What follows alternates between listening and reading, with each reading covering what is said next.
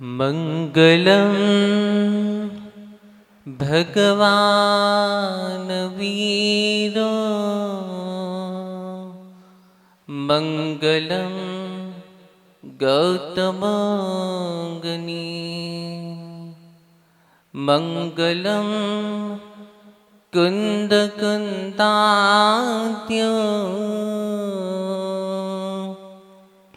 जैन धर्मोऽस्तु मंगलम् सर्वमंगल मांगल्यं सर्वकल्याणकारकं प्रधानं सर्वधर्माणां जैनं जयतु शासनं वन्दे विद्यासागरं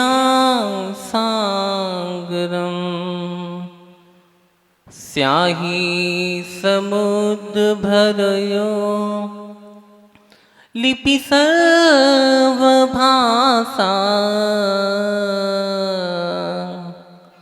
पन्नाधरा कलमहो सुरवृक्ष शाखा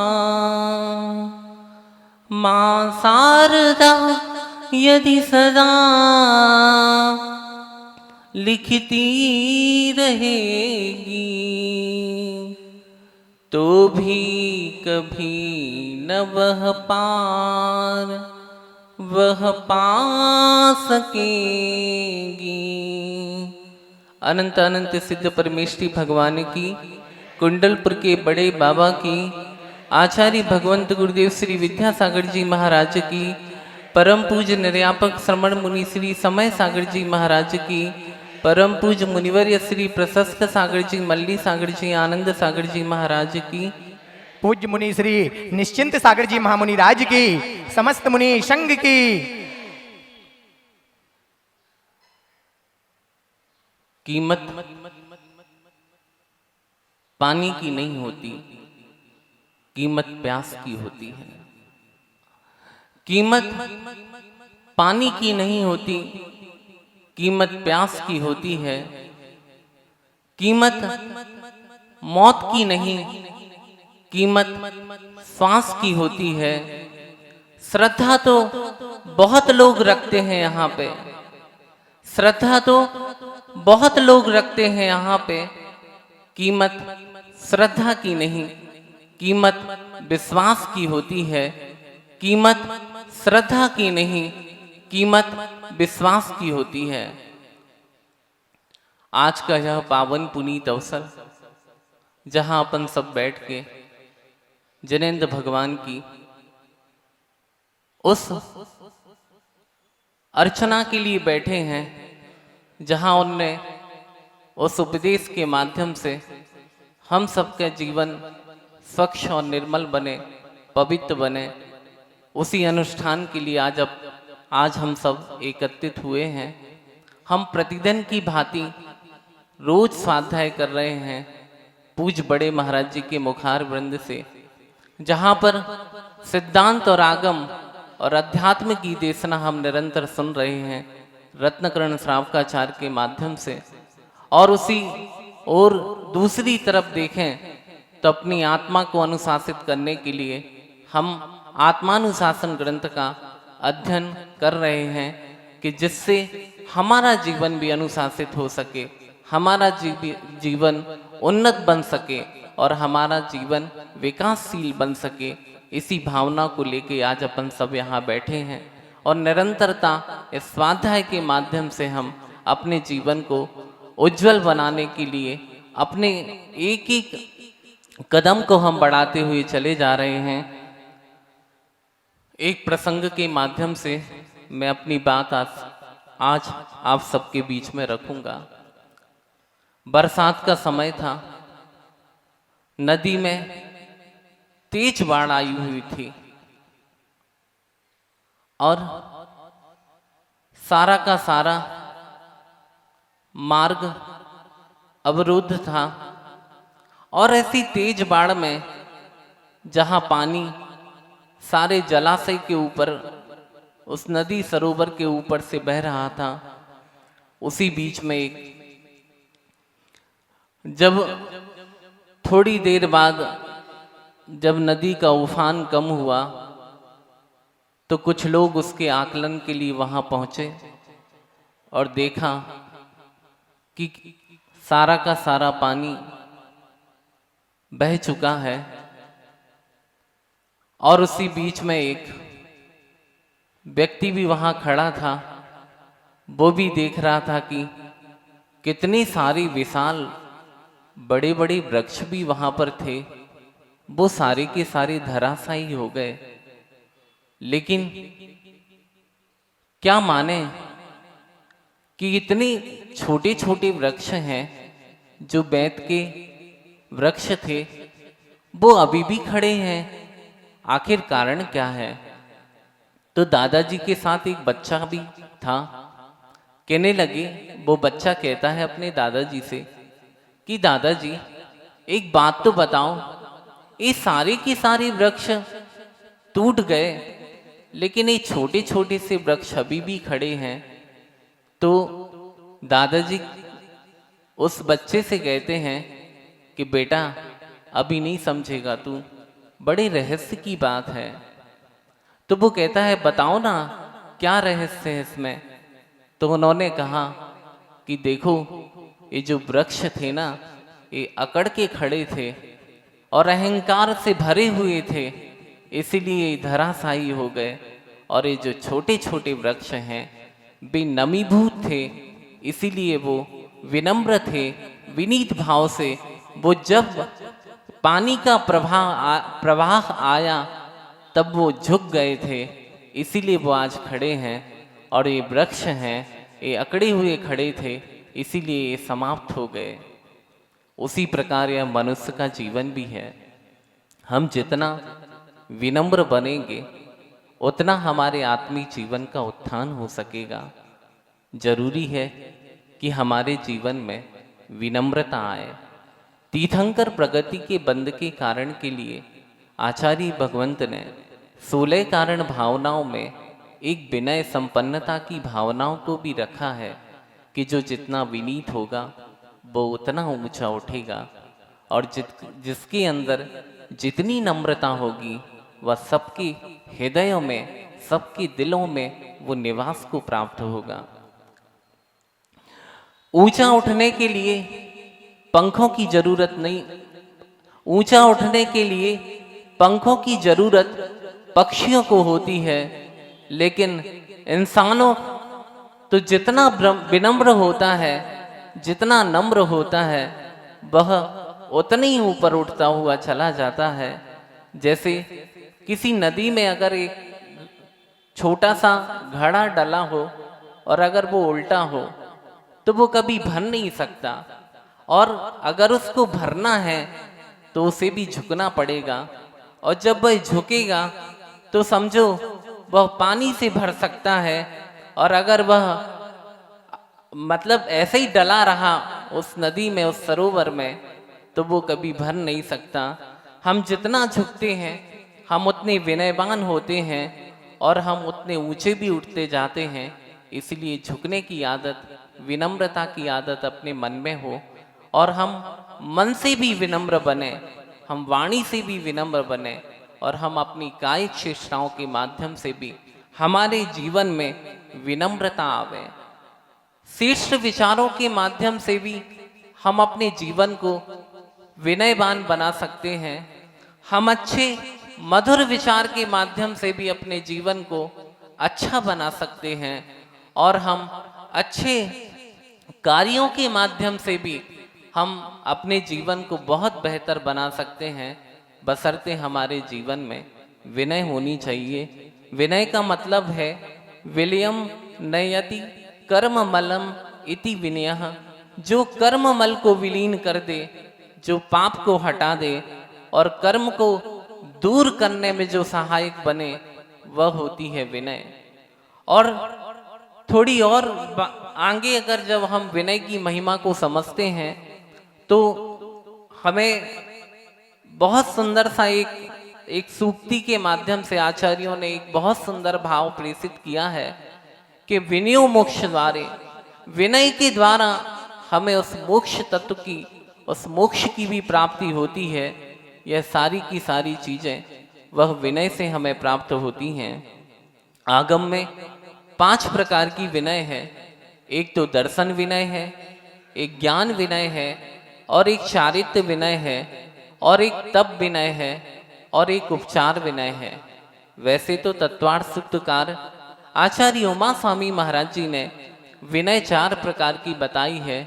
ज्ञान दर्शन चारित्रोपचार, इस प्रकार से विनय 4 प्रकार की हुई। दर्शन विनय, ज्ञान विनय, चारित्र्य विनय और उपचार विनय। जब उन्होंने तप विनय के अंतर्गत इन 4 विनयों को समाहित किया है, आगे हम समझेंगे कि दर्शन विनय किसे कहते हैं।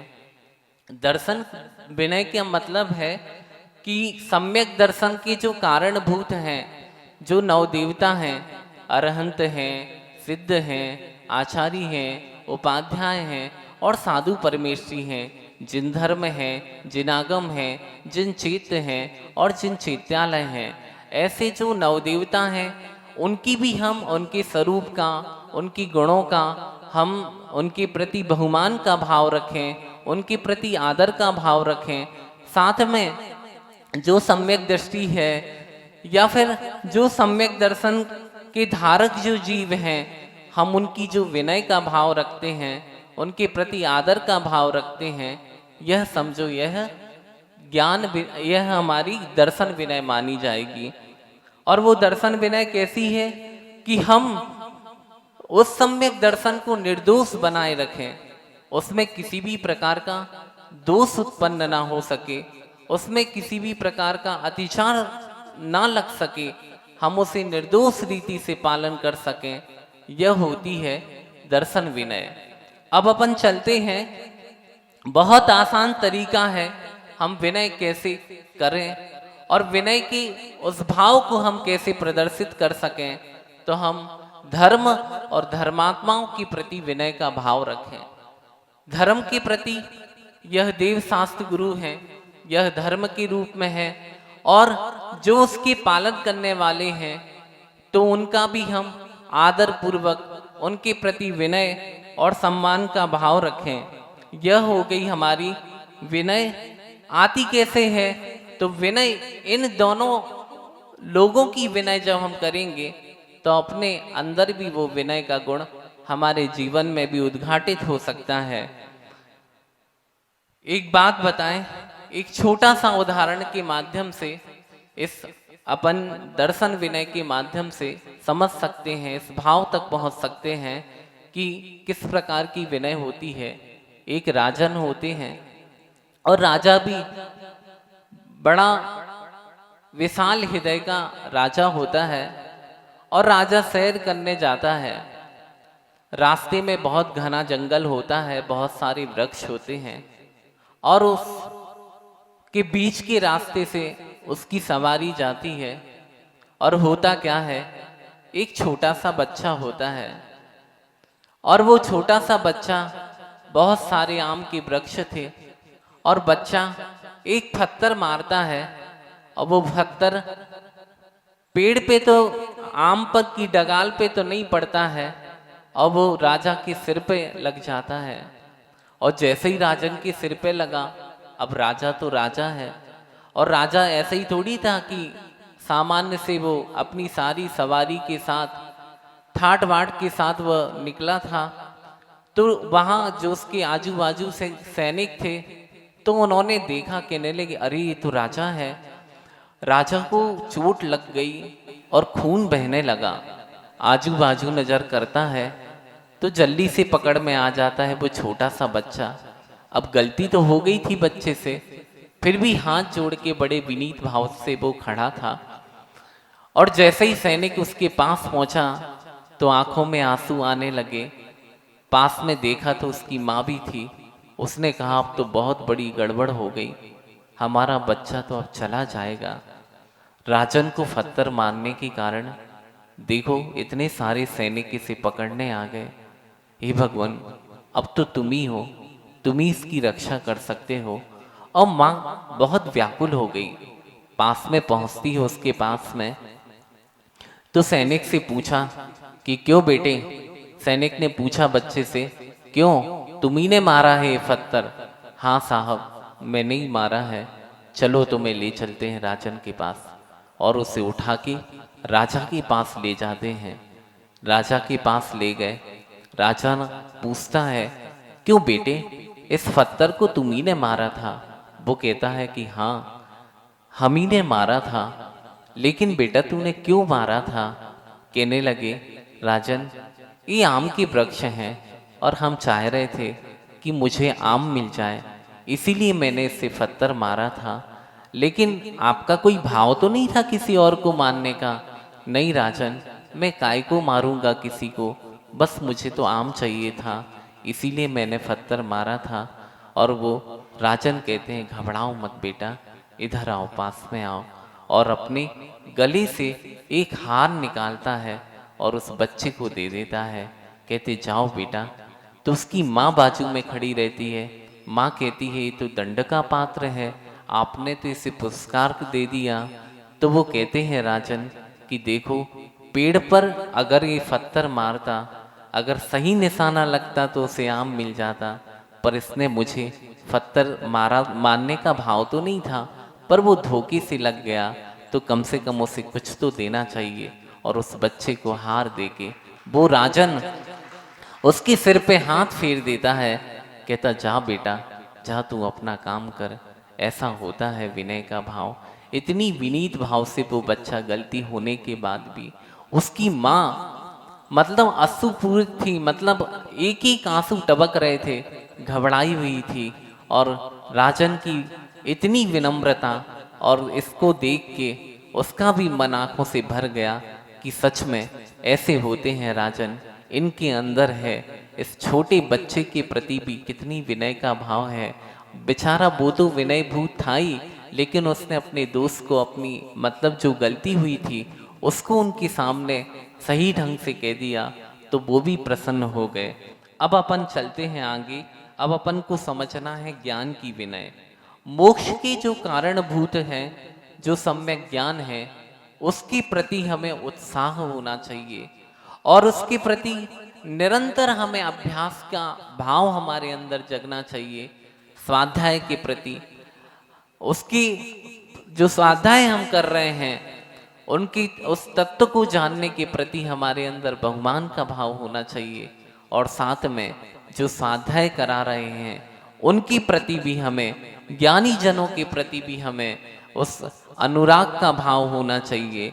और हमेशा निरंतर जो हमें वो उपदेश दे रहे हैं उनका निरंतर हमें श्रवण करना चाहिए। और अपने जीवन में वो जो महाराज के माध्यम से जो उपदेश मिला है वो हमारे जीवन में उतरे, हमारा हृदय भी भींगा हो और उसके माध्यम से हम अपने जीवन को आचरण में ला सकें, इस प्रकार का पुरुषार्थ करना चाहिए। ये सब ज्ञान की विनय मानी जाती है। हम शास्त्र की पूजा बहुत अच्छे से कर लेते हैं, आरती भी उतार लेते हैं, बहुत सारे अचार भी रख देते हैं शास्त्रों पे, उनकी साख सज्जा करते हैं। खाली इतनी विनय नहीं करना है, जो उन शास्त्रों में आचार्यों ने जो अपनी वाणी को निहित किया है उसको अपने जीवन में भी उतारना है, तभी जाके हम इस ज्ञान की विनय को प्राप्त कर सकते हैं। एक बार क्या होता है, छोटे छोटे से उदाहरण हम इसीलिए दे रहे हैं कि विषय थोड़ा जटिल सा है। इस विनय को समझने के लिए छोटी छोटी से जो प्रसंग हैं उनके माध्यम से आपको एकदम सरल सा विषय लगेगा कि ग्राह्य भी होगा कि आखिर ये ज्ञान की विनय क्या है, ये दर्शन की विनय क्या है, ये चारित्र्य की विनय क्या है, ये तप की विनय क्या है, ये उपचार की विनय क्या है। ये शब्द हैं और शब्द के भाव तक वही शब्द आएंगे, उन्हीं की विनय करना है, उन्हीं की विनय करना है। इसलिए छोटे छोटे से प्रसंगों के माध्यम से इस भाव तक पहुंचने का अपन प्रयास करेंगे। एक बार गर्मी का समय था, और जब गर्मी का समय था तो एक मटके के ऊपर एक ढक्कन रखा हुआ था।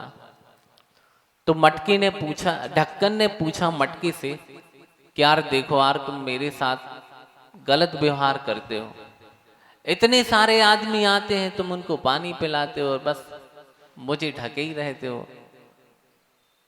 तो उसने कहा नहीं, ऐसी कोई बात नहीं है, तुम पीना ही कहाँ चाहते हो। उसने कहा अरे हम पीना नहीं चाहते।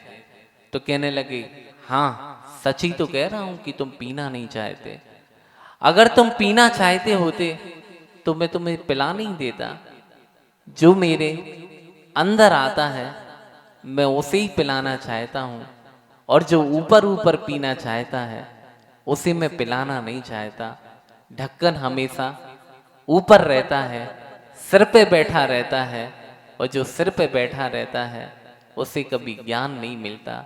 जो विनय भाव के साथ, विनीत भाव के साथ, नीचे आदर के साथ जो बैठता है उसी के अंदर वह ज्ञान प्रवाहित हो पाता है, नहीं तो बहुत कठिन है इस ज्ञान को पा पाना।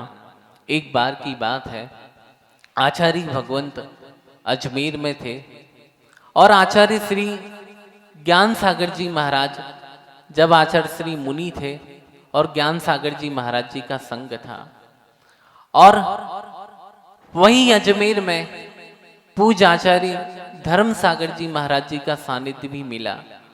जैसे ही उनका सानिध्य मिला वहां, तो हर्ष का माहौल छा गया।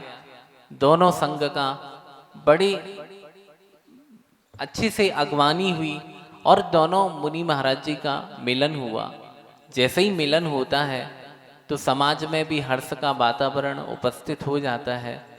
जब महाराज जी मंदिर आए, भगवान के दर्शन करके लोगों ने बताया कि महाराज जी पंडाल है और यहाँ मंच पर आप दोनों महाराज के प्रवचन होने हैं। तो दोनों महाराज जी वहाँ पहुँचते हैं। तो अब ज्ञान सागर जी महाराज जी और धर्म सागर महाराज जी दीक्षा में बड़े थे, लेकिन ज्ञान सागर जी महाराज जी ने उनको अध्ययन कराया था, रत्नकर्ण श्रावकाचार और भी बहुत सारे ग्रंथों का उनको अध्ययन करवाया था। इसीलिए बड़े तो वो ही थे ज्ञान में। और दीक्षा के रूप में अगर देखा जाए तो आचार्य धर्म सागर जी बड़े थे, तो दोनों के लिए सिंहासन लगा दिया। तो एक सिंहासन था और दोनों महाराज जी वहीं उपस्थित थे।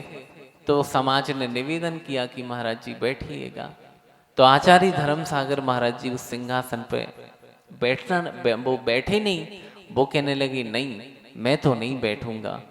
ज्ञान सागर जी महाराज जी आप ही बैठे, आपने तो मेरे शिक्षा गुरु हैं और आपने तो मुझे पढ़ाया लिखाया है, नहीं आप ही बैठे। और दोनों महाराज जी ने कहा कि इस पाटे को अलग कर दो, और एक सिंपल से पाटे पे आचार्य ज्ञान सागर जी महाराज और आचार्य धर्म सागर जी महाराज बैठ गए। देखो कितना ज्ञान होने के बाद ब्रह्मचारी अवस्था में उन्होंने उनको पढ़ाया था, लेकिन इतना विशाल संघ होने के बाद जब वो ज्ञान सागर जी महाराज जी से धर्म सागर जी महाराज जी मिले, तो देखो उनके अंतरंग में कितना, मतलब इतना बड़ा होने के बाद विनीत बन जाना, झुक जाना, और एक साथ मतलब एक साथ बैठ गए कि एक समाज में भी इस प्रकार का, मतलब लोगों ने जब देखा तो उन लोगों को भी एक शिक्षा मिली और सीखने को मिला कि इस प्रकार की होती है विनय। बड़े होने से बड़ा नहीं बन जाता, उसके अंदर बड़प्पन भी होना चाहिए। जो छोटे को भी बड़ा बना ले वही तो बड़ा होता है। अगर वो अपने अहंकार में ही बड़ा बना रहे तो वो बड़ा नहीं होता है। जो दूसरे छोटे लोगों को भी अपने समान बनाता है वही बड़ा बनता है। एक आलोचना होती है और एक होती है अनुमोदना। ज्ञान की आलोचना भी कर सकता है व्यक्ति और उस ज्ञान की अनुमोदना भी कर सकता है। जब बड़े महाराज जी पढ़ाते हैं, जब वो उपदेश देते हैं या कोई भी महाराज जी उपदेश देते हैं, तो कैसा लगता है कि कितना ज्ञान है, कितना सब कुछ है, इतनी मेहनत साधनाएं करने के बाद ये धर्म का उपदेश देते हैं। तो निरंतर उनके ज्ञान को पाने की ललक बनाए रखना और साथ में उनके ज्ञान का भी आप बहुमान बनाए रखना, और उनके प्रति भी आदर सम्मान का भाव बनाए रखना और हर्षित होना, प्रसन्न होना, और उनकी प्रसन्नता का जो भाव है वह भाव अनुमोदना का भाव होता है। और आलोचना का भाव, अरे 2-4 पुस्तकें पढ़े आए, इतने होते कि वो बस बैठ गए, अरे हमें तो पता है, हमने बहुत पहले ये कहानी सुनी थी, बहुत ये सुना था, वो सुना था, इस प्रकार की उनकी आलोचना का भाव कर देना, यह सारी की सारी आलोचना का भाव होता है। जिसके अंदर अनुमोदना की भावना होती है वही सच्चे अर्थों में वही ज्ञान को प्राप्त कर सकता है, और जिसके अंदर आलोचनात्मक दृष्टि होती है वो हमेशा उस ज्ञान से दूर रहता है, वंचित रहता है, वो उस ज्ञान की उपेक्षा करता रहता है। अब तप विनय के बारे में समझेंगे। तप के प्रति और तपस्वी के प्रति आदर का भाव रखना, यह होती है तप विनय। जैसे किसी मुनि महाराज जी ने रत्नत्रय की तप की आराधना तो है, उपास करते हैं, एक टाइम आहार लेते हैं, और साथ में जो हमारे आस पड़ोस में भी लोग उपास करते हैं या तप करते हैं, साधना करते हैं, उसकी अनुमोदना करना, उसकी भी प्रशंसा करना, उसके प्रति भी विनय का भाव, आदर का भाव अपने हृदय में विराजमान करना, ये तप की विनय होती है। देखो हमारे आचार्य महाराज सबकी वैयावृत्ति कर रहे हैं, सारे संघ की वैयावृत्ति कर रहे हैं, और देखिएगा ये सबसे बड़ा गुण है बड़े महाराज जी का। जब भी हम लोगों का उपास होता है कि इस लॉन्च करते हैं तो वो पूछते रहते हैं, ठीक है ना, अच्छा लग रहा है, अच्छे से हो गए ना, कितनी देर में हुए, मतलब इस प्रकार का वो मतलब भाव उनके अंदर रहता है कि चलो अभी नए नए हैं, उनको प्रोत्साहित करते रहते हैं, उनका उत्साहवर्धन करते रहते हैं। इस प्रकार से भी मतलब वो उनके प्रति विनय का भाव प्रेषित करते हैं कि देखो ये छोटे हैं लेकिन साधना तो इनकी भी बड़ी है, आगे आगे धीरे धीरे जाके इनके भी जीवन का विकास होगा, इस प्रकार की भावना उनके अंतरंग में रहती है। यह तप की विनय मानी जाती है।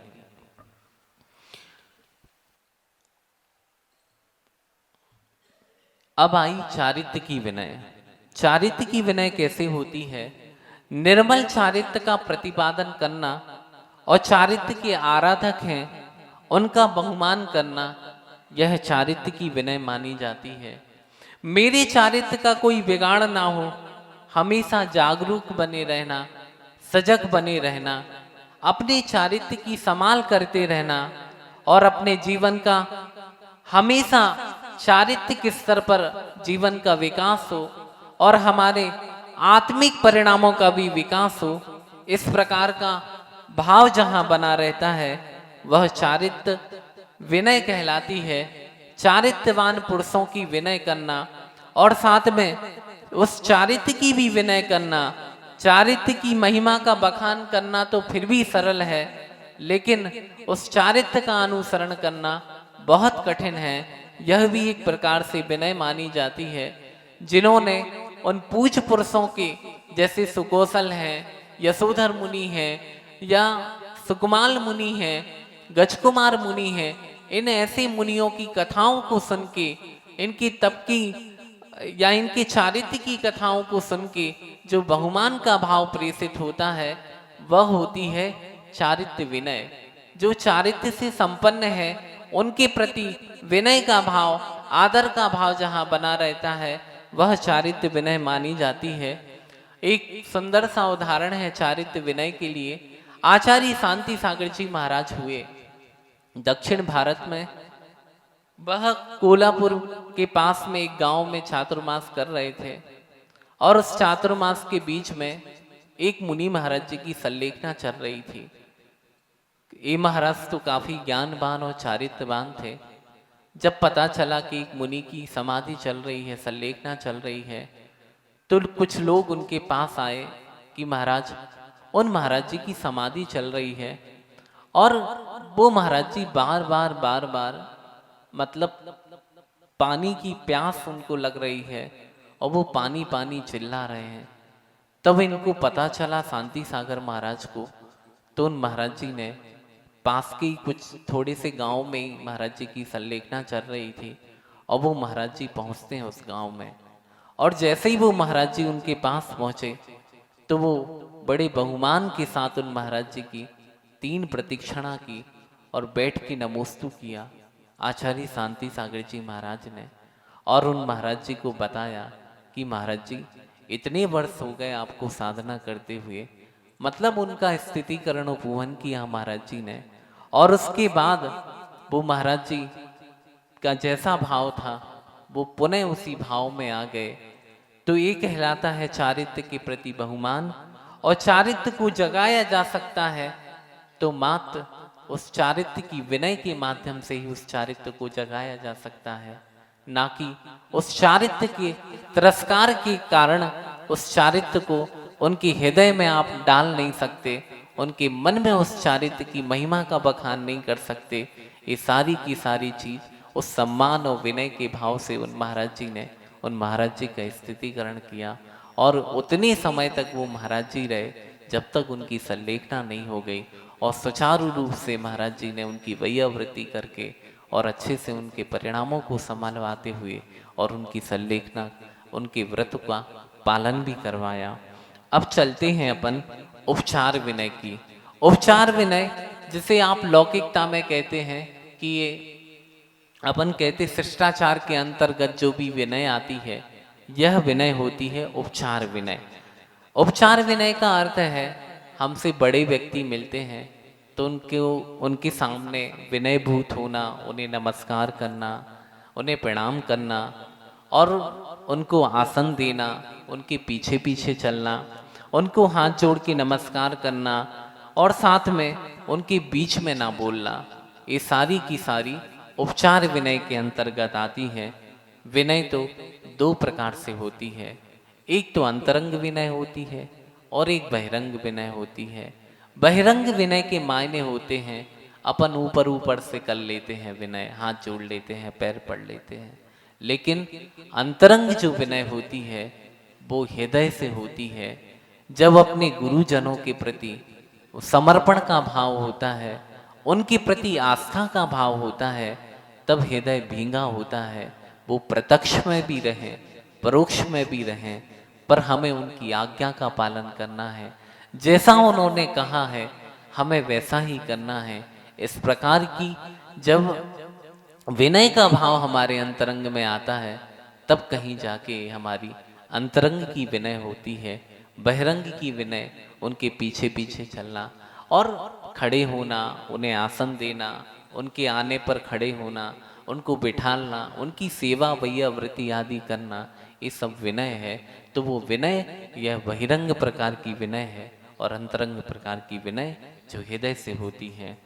कौआ अगर शिखर पर बैठ जाए तो कोई बड़ा नहीं हो जाता। कौआ अगर शिखर पर बैठ जाए तो वो बड़ा नहीं होता। बड़ा तो तब होता है जब वह अपने जीवन को उस शिखर तक पहुंचा दे, वह भगवत्ता तक पहुंचा दे, तब कहीं जाके इंसान भी बड़ा तभी होता है जब वो प्रभु के चरणों में झुक जाए और प्रभु के गुणों की पाने की उसके हृदय में ललक जब बन जाए तब जाके वो बड़ा बन पाता है। ऐसे तो बहुत सारे लोग हैं जो बड़ा बनना चाहते हैं। सामान्य से देखते हैं अपन विनय के बारे में तो एक अर्थ विनय होती है, उपचार विनय के। जैसे आपकी दुकान है और आपकी दुकान में अगर कोई ग्राहक या कोई कस्टमर आता है तो आप आइए, नमस्ते, मतलब उसको बड़ा आदर देते हैं, चाय पानी नाश्ता की पूछते हैं। और जब वो आपकी दुकान में कुछ सामान, जैसे कपड़े की दुकान है, कपड़े लेने के लिए वो तैयार हुआ, बहुत सारी साड़ियाँ उन महिलाओं ने निकलवा ली, अब ये भी नहीं, अब ये भी नहीं, ये भी नहीं।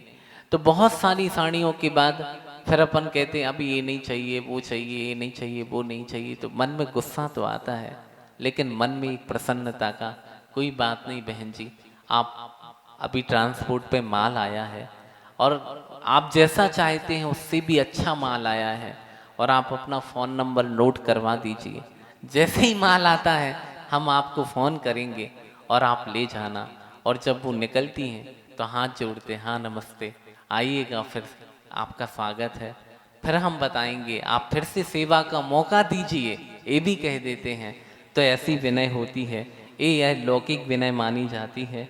और एक भय की विषय भूत, जैसे भय के कारण जो विनय होती है, जैसे कोई बॉस होता है, उसके सामने सलूट मानना, ये भय के कारण विनय करता है व्यक्ति।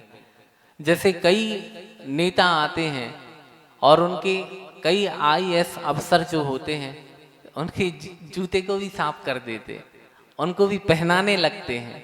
ये सब यह कौन सी विनय मानी जाती है? यह भय के वशीभूत होके हम विनय करते हैं। तो इस प्रकार की विनय, तो ये लौकिकता की विनय है। सच में हमारे अंदर ज्ञान विनय आवे, हमारे अंदर दर्शन और चारित्र और तप और उपचार विनय हमारे अंतरंग में आएगा, तब हमारा जीवन ऊंचा बनेगा, अच्छा बनेगा, हम भी विनयवान बने। जब भी हम किसी साधु के चरणों में जाएं तो बड़े विनम्रता के साथ, आदर के साथ उनको प्रणाम करें और उनको देख के भगवान वंदे तद्गुण लब्धे, भगवान वैसे गुण हमारे अंतरंग में भी आए, तो आपके अंतरंग में भी वैसा भाव जब प्रदर्शित होगा, तब वैसे गुण आपके अंतरंग में भी आएंगे। समय भी हो गया। आचार्य भगवंत गुरुदेव श्री विद्यासागर जी महाराज की जय। परम पूज्य निर्यापक समण मुनि श्री समय सागर जी महाराज की जय।